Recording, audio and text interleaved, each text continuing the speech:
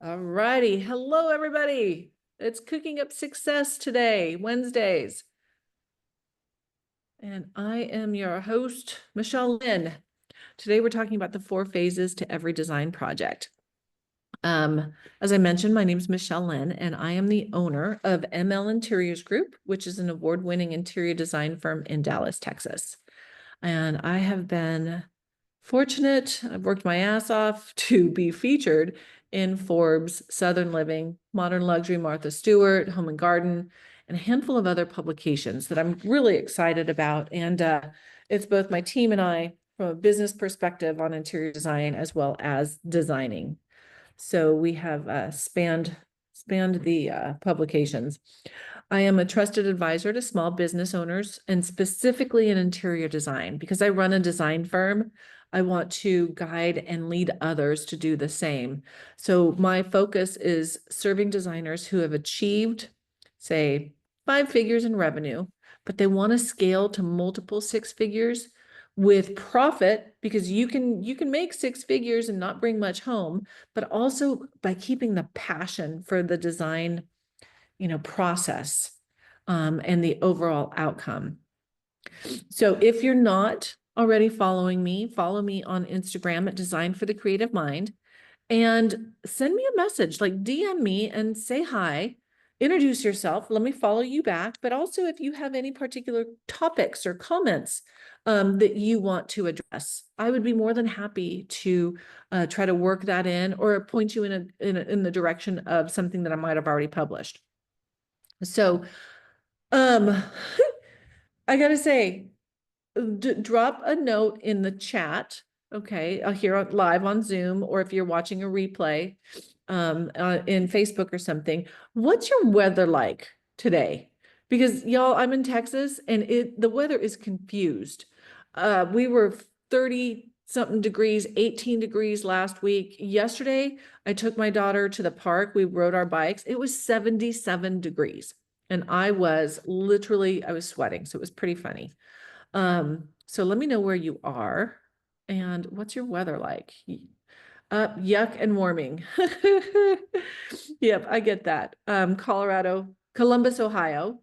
There you go. Cold and wet in London, England. Oh, Shanice, there you go. It's rarely otherwise though, isn't it? Cold and wet. I suppose Hallie's jealous. She lives in Florida and she likes cold and wet better than warm and sticky. Croatia, too warm, incoming rain and bugs. Holy crap, we've got people from everywhere today. That's exciting. All right, Miami's not sticky yet. Fort Worth, same as you. Hello, Lori. Yep, here we go. All right, we'll keep that coming in.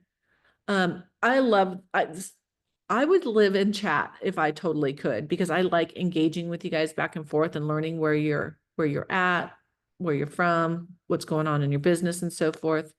But today we're going to be about the 4 phases to every design project.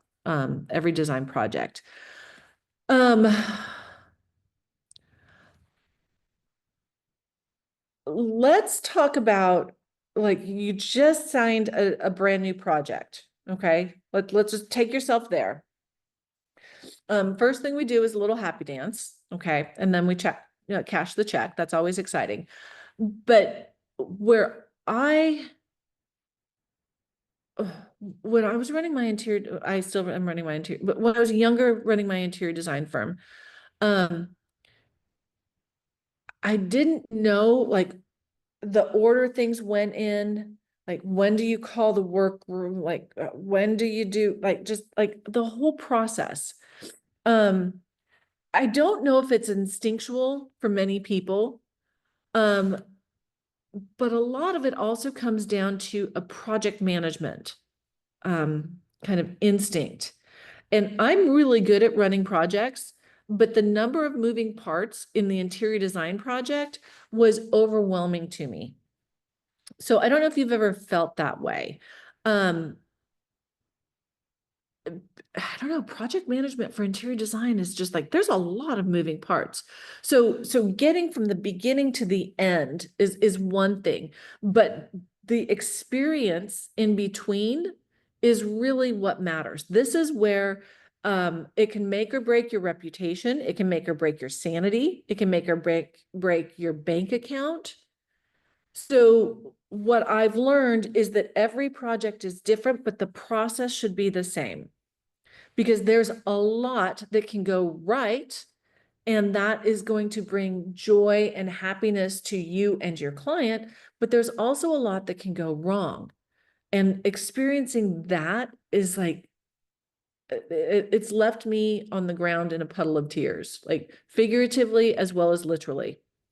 So from a project management badassery, which is technically a word, where would you rank yourself in managing your design projects? Okay, 1 to 5, with 1 being, man, I totally suck. I don't know which way is up, with 5 saying that you could do it with 2 hands tied behind your back, your eyes closed, and walking backwards.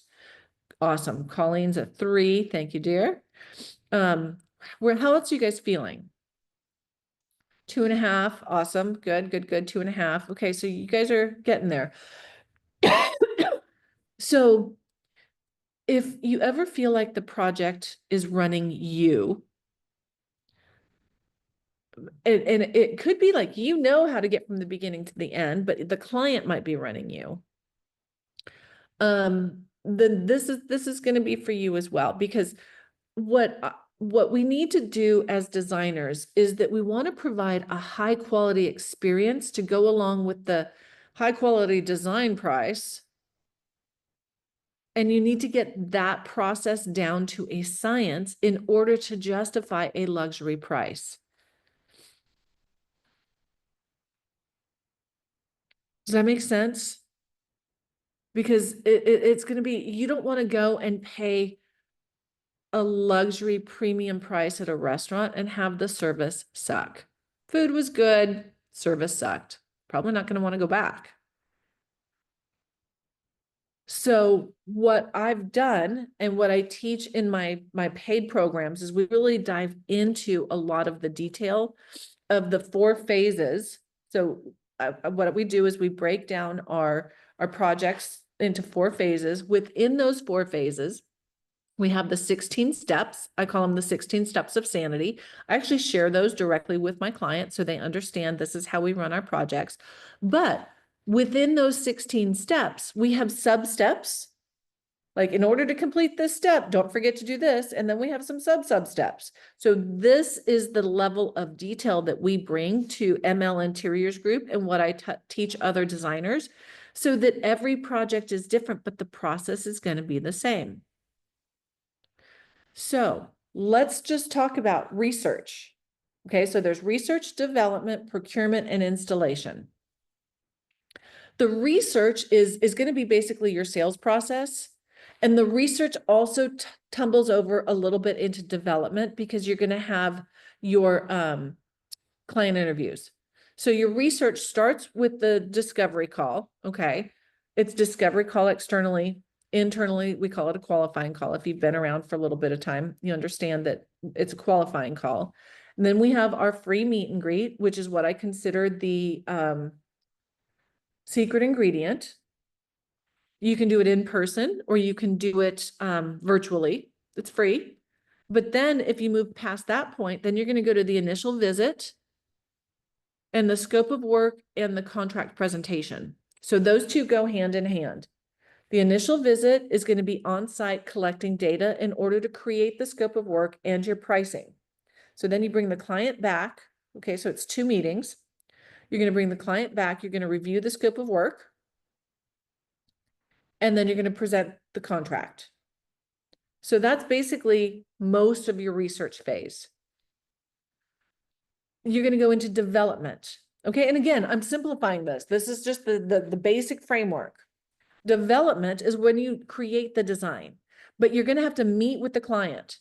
Okay, so this is some more research that's tying into and flowing over into development. And what this is this is going to be, you know, on HGTV, how they basically say, okay, well, give me your list of wants and your list of needs and tell me what your style is, and boom, they have it all figured out. Well, we used to do that, but then we had a lot of revisions. So if you spend time walking hand in hand with your client along the way in a well-organized manner, it's not haphazard, then you're going to be interviewing them and finding out their wants, their needs, and the details there. You're developing, I'm not going to teach you how to develop a design, but you're going to develop your design. You might have different ways that you kick it off. Okay. And then you're going to have what we call trade day. So is your vision, can you easily implement it? Is it going to blow the budget? Is it feasible? By trade day, I mean, like if you're going to be redoing a kitchen and you want to remove some of the pillars, you need to have you need to have a moment with your general contractor to say, this is what I'm doing. Give them the dimensions so that you can get some basic pricing. Or maybe you're not going to open that wall because you're going to have to add a $10,000 to $12,000 beam in order to support things, and that's going to blow the budget. So you're going to have to rework it before you get to the design presentation, because you never want to present a design that they can't afford. Okay, been there, done that. I was madly embarrassed, and the client was very disappointed. So that's when we rearranged a few things internally, and that's how we teach it now. So procurement, once the design is approved, this is when you actually execute the ordering. So first and foremost, let me just say that you get paid 100% for everything prior to placing the order. There is no bank of Michelle. There's no bank of you. So then what you're going to do is you're going to order. Okay. And ordering, y'all, this is something that you have to explain to the client, because procurement should be its own standalone fee. Okay. That's a whole other training. But in a nutshell, you're ordering. It's not just putting shit in a cart and checking out and all of a sudden it shows up. It's going to be, there's a lot that goes into it, and you have to educate your client that a pillow requires more than just point and click. You've got to figure out how much, depending on the size of the pillow is going to determine the amount of fabric that you need to order based on the pattern, the scale, the repeat. You have to figure out what size of, and you have to specify what size of insert you're going to have. If it's a 20-inch pillow, you need to order a 22-inch insert. And is it going to be down, or is it going to be polyester, or is it going to be a blend? And then you have to specify how much of a blend. Is it going to be 95? Is it going to be 90-10, 75-25, 50-50? Then you have to specify what sort of exterior is it, where's that? Is it going to be an envelope closure? Is it going to be a zipper closure? Is it going to be corded, self-corded? Is it going to have trim? Then you have to know how much trim you're going to order. If it's going to be self-corded, then you're going to have to order more fabric. Like all of these things are things that go into the consideration of simple ordering. So then you also have to confirm that they've received the order. And then you have to track it. When does the order ship? Because you're planning on having the receiver that it goes to, you have to get them on the schedule in order to deliver it. So then you're going to have to be you're going to have to deal with the tracking. When it arrives, this is part of procurement. When it arrives, is it what you ordered? If it's not what you ordered, if you ordered a purple velvet sofa and a pink silk sofa shows up, you've got a problem. You want to head that off at the pass before it gets to your client's house. So what do you do if something arrives broken? If the wrong thing shows up? This is all what you need to be planning for and executing in an organized and repeatable and elegant manner. And then you're paying the bills. And then you're invoicing the clients. Okay, what are you invoicing them for? You get everything paid up front, but you need to be making sure that you are reconciling. So what if you quoted the freight higher or lower than what it actually turns out to be? And then you're navigating the receivers. So all of this falls under the procurement. So remember, we've got research, development, procurement. Now, let me just also say, y'all, outsource your procurement. Outsource your procurement. I don't care how big of a control freak you are, outsource it. You make your money designing. You do not make your money chasing that purple velvet sofa that showed up as a pink silk sofa. Okay, so pay attention to that. And then installation. Installation is its own little dance. There's an art and a science to installation. Installation is going to be coordinating the receiver, coordinating the installers. If your receiver doesn't hang the art, it's going to be your workroom from your window treatments. So just because you want to deliver on Monday the 14th and you're calling them the week before, it doesn't mean that they have the availability. I highly recommend making sure your clients are not on site, because y'all, something always goes wrong. Okay, you could knock into a wall and make a big noise, and you don't want your client to hear that, even if you didn't leave a ding. So get them out, buy them lunch, tell them to make plans. If they're at the office, tell them to work late, like whatever that looks like. And then come with a small kit of things that you might need. Okay, does your receiver put felt pads on the bottom of the dining chairs? If not, then you should. Okay, so just if it's new construction and nobody's been living there, bring toilet paper. Okay. You need to make sure that you have tips for your receivers, some cash to give them. What are you doing for lunch? Do you have enough water? Like all of these types of things, and some photos, maybe your tape measure, comfortable shoes, all the things. So this is where the rubber meets the road in regards to a successful design project. If you don't have your designs laid out, like we have all of this, and what I teach is we have all of this entered into a project management. We use Asana, okay? We put it in there. We assign dates to the key elements. We pre-schedule with our clients when we know we're going to be meeting with them. So if y'all are not running your projects this way, this is what you should be doing in order to command the most money you possibly can get for the services that you provide. And I know it's not all about money. A lot of it's about sanity. It's about the amount of money that I've had to pay to color over my gray hairs. It's gone down. Well, actually, it hasn't gone down because I've gotten older, but the amount of gray hairs that pop because of project management, much less. So think about your last project, and it's a great day for raw behind the scenes or TikToks. Yeah, that's funny. And I see some questions here. I will come back to these. I'm trying to get through as much content as I possibly can today. Snacks, you want to bring snacks to your installation. So think about your last project. Run through the entire process from start to finish and fill in the steps. The phone calls, the tasks, the vendors, the extraneous amount of detail, and create a list of your processes. Okay, I've given you the format. Okay, but I'm also going to invite you to join me if you need some help with that. We have a fantastic 2 different programs that will run you through this. I have the key ingredients, okay, and the interior design business bakery, where I teach you all of this and then a shit ton more. How do you get clients? How do you charge clients, like the pricing? How do you sell furniture? How do you explain it to them? So let me just invite you, if you want to learn more about how to put just this part together, I've got that for you in a consolidated, concise, proven manner. So that's what we do. So if you think this free content is good, imagine what you get when you work with us in one of our mentorship or coaching programs. Okay.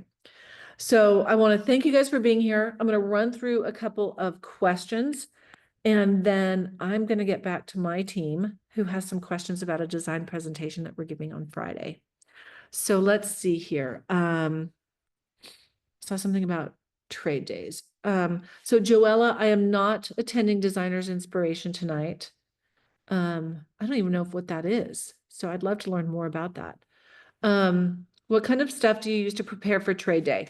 So Colleen, basically what we do is we have the framework of the design that we want to create for the client. When we were less experienced we would basically show up with a little bit more of a concept. Like, this is what we want to do. I think I want to put a coffee bar over here. I want to take this out. I want to blow this door open. And then we would learn from our trades. Like, is this possible? I personally did not know how expensive it is to move plumbing.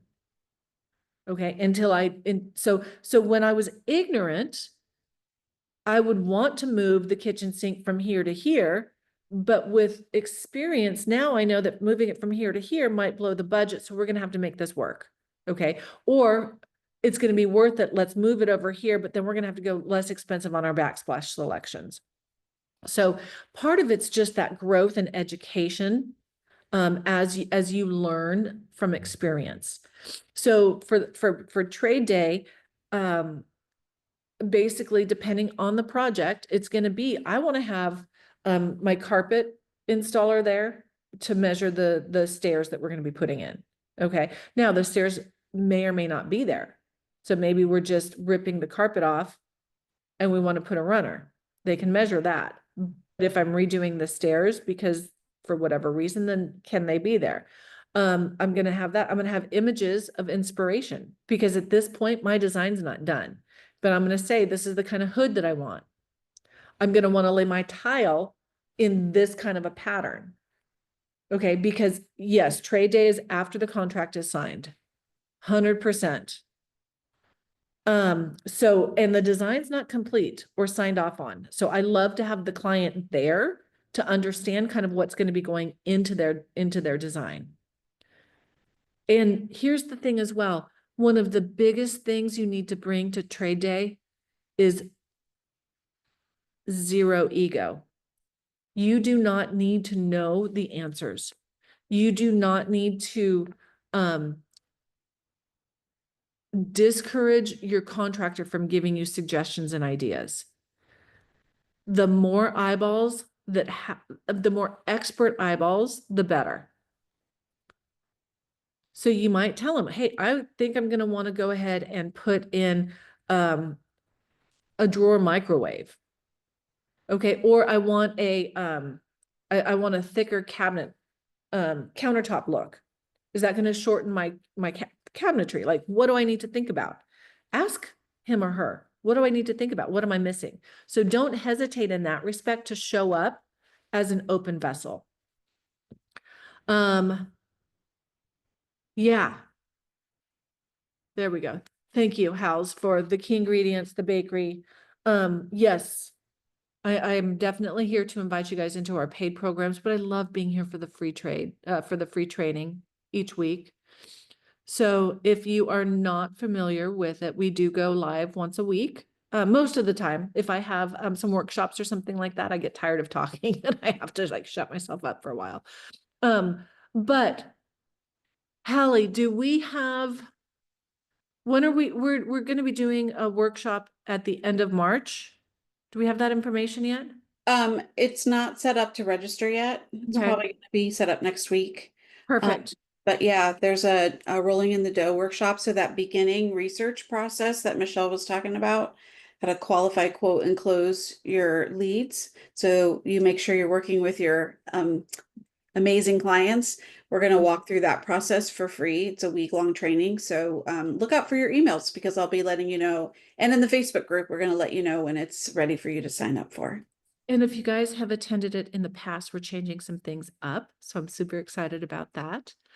So come back and you'll get new perspectives on it, some things that we've learned. Yeah, thank you, Diana. Yeah, Rolling in the Dough is our signature free workshop.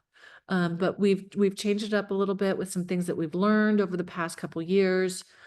Because I run my own interior design firm, I've got my finger on the pulse of the industry, of the market, and things like that. So with that, thank you guys for being here. Hallie, what are we talking about next week? We are talking about um be the thermostat, not the thermometer. Oh, that's a good It's one. a mindset one next week. So it's all about you, man, all about you. Yes, be the thermostat, not the thermometer. I learned this when I was in my 20s, and it has been something that has served me well for a long time.